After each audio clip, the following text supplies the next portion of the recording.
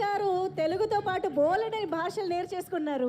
ఆ రేంజ్లో అన్ని సినిమాల్లోనూ అన్ని భాషల్లోనూ కనిపిస్తున్నారు. సో మంగళం సీను గారు ప్లీజ్. Thank you. అందరికీ నమస్కారం అండి. నేను పుష్ప ఫస్ట్ ఫంక్షన్ అప్పుడు చెప్పాను, ఇది ఏదో మామూలు వైబ్రేషన్ కాదండి, వేరే వైబ్రేషన్ ఇది వెళ్తానే ఉంటుందని. నేను స్పెయిన్లో షూటింగ్కి వెళ్ళి షూటింగ్ నుంచి ఎర్లీ మార్నింగ్ లొకేషన్ షిఫ్ట్ అవ్వాలండి. నైట్ 10 o'clockకి అక్కడ రెస్టారెంట్లన్నీ క్లోజ్ అయిపోతాయి.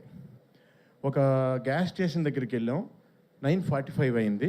నేను దిగి పరిగెట్టి లోపలికి వెళ్ళి 10 o'clock క్లోజ్ అంటది. అంటే ఈ హ్యాండ్కి స్టఫ్ ఏది దొరికితే అది నట్స్ లాంటి ఏదోటి తినేద్దాం, కనీసం భోజనం లేకపోయినా ఇక్కడ అలా తీసుకుంటున్నాం. ఆవిడ లేడీ పెద్దవాడు ఉన్నారు అక్కడ, సారీ క్లోజ్ అన్నారు ఆవిడ. థ్యాంక్ యూ అండి, 2 ప్యాకెట్స్ అని ఇవ్వండి అని తీసుకున్నా.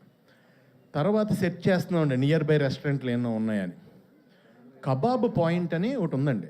కబాబ్ పాయింట్ అంటే కనుక మన ఇండియన్ రెస్టారెంట్ అని అనుకుని అక్కడ కబాబ్ పాయింట్ దగ్గరికి వెళ్ళామండి. బయట కొంతమంది కట్టేసి కబాబ్ పాయింట్ క్లోజ్ చేసి midnight స్పెయిన్లో 2 o'clockకి బయట నుంచుని వాళ్ళు అక్కడ నుంచి సిగరెట్లు కాలుస్తున్నారంటే ఆ ఓనర్ తాలూకు 2 brothers, లోపల ఒక బ్రదర్ ఉన్నాడు, పెద్ద బ్రదరు. మేము వెళ్ళాం, దిగాం. ఇలా వెనకాల డైరెక్షన్ డిపార్ట్మెంట్ ఒక వెహికల్, మాది ఒక వెహికల్. దిగ్గానే అతను ఇలా చూశాడు నన్ను.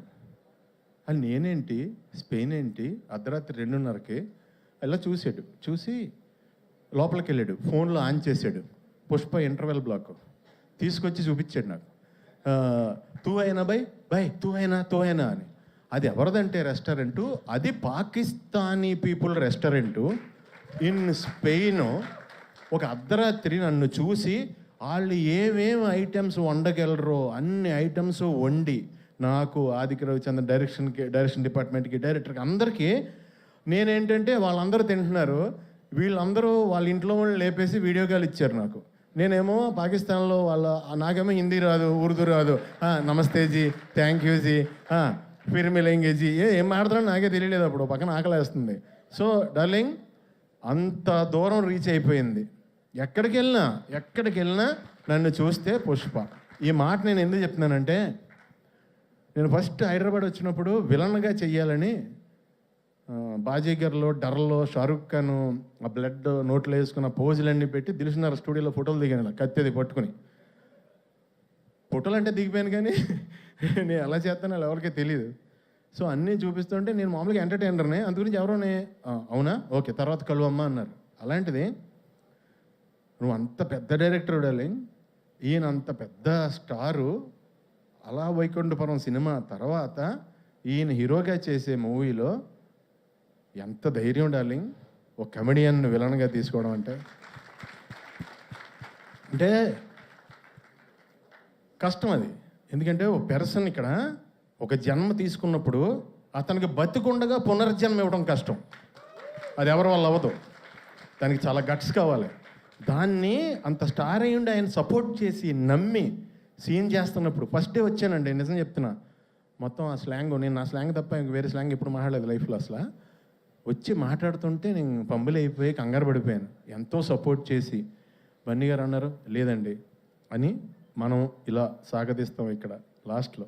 ఇక్కడ అలా కాదండి, ఫస్ట్ సాగదీసి లాస్ట్లో కట్ చేస్తాం. ఇది అంటే చాలా సింపుల్గా నాకు ఒక సూత్రం చెప్పి, నేను ఇంకా మీరు డైలాగ్ పట్టించుకోవద్దండి మీరు చేయండి అంటే, నా ఫస్ట్ టైం, నా ఏజ్ కంటే పెద్ద క్యారెక్టర్, నేను ఎప్పుడు అలాంటివి చేయలేదు. సో నెతుక్కుంటూ నాకు నిజంగా డార్లింగ్, ఈ రోజునే నిజం చెప్తున్నాను, తమిళ్, కన్నడ, మలయాళం అందరూ టూ మచ్ ఆఫ్ రెస్పెక్ట్ ఇచ్చి చాలా మంచి క్యారెక్టర్లు ఇచ్చి నువ్వు ఇచ్చిన పునర్జన్మ జెండా వాళ్ళందరూ కూడా కంటిన్యూ చేస్తున్నారు. చాలా చాలా చాలా థ్యాంక్స్. ఒక్క మాటలో అంటే మీకు బన్నీ గారు, మీ కష్టం ఎంత ఉంటుందంటే, దేవుడు వచ్చి బాబు ఇంకొద్దు నేను ఇచ్చేస్తున్నా, ఇంక కష్టపడొద్దు ప్లీజ్, అంత కష్టం అండి బాబు, అంత కష్టం అండి బాబు. ఎందుకంటే కష్టానికి ఇంకా జాతకం ఏం ఉండమంటండి, కష్టానికి సచ్చినట్టు నేచర్ ఇచ్చి తీరాలంట.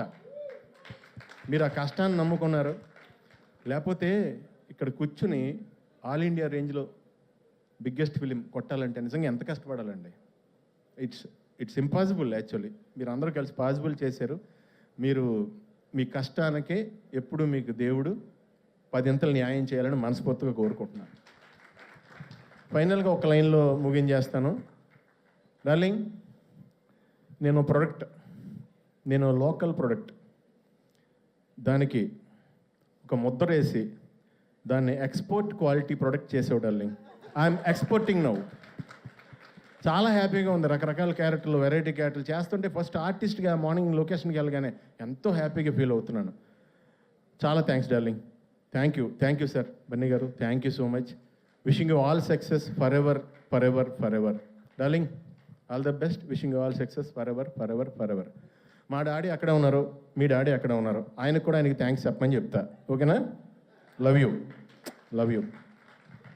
Wow, that was amazing Sunil గారు. సునీల్ గారి మార్క్ స్పీచ్ మళ్ళీ చాలా రోజుల తర్వాత మేము విన్నాం లేదా? నేను నిజంగా ట్రై చేయలేదండి. ట్రై చేస్తే ఇలా రాదు. ట్రై చేయలేదు, అనుకుంటే కక్కేసాను అంతే. తెలుసండి, మనసు పొరల్లోంచి ఆటోమేటిక్గా వచ్చింది, అర్థమవుతుంది. Thank you so much. Thank you so much Sunil గారు. మంగళం శ్రీనుగా మాకందరికీ ఎప్పటికీ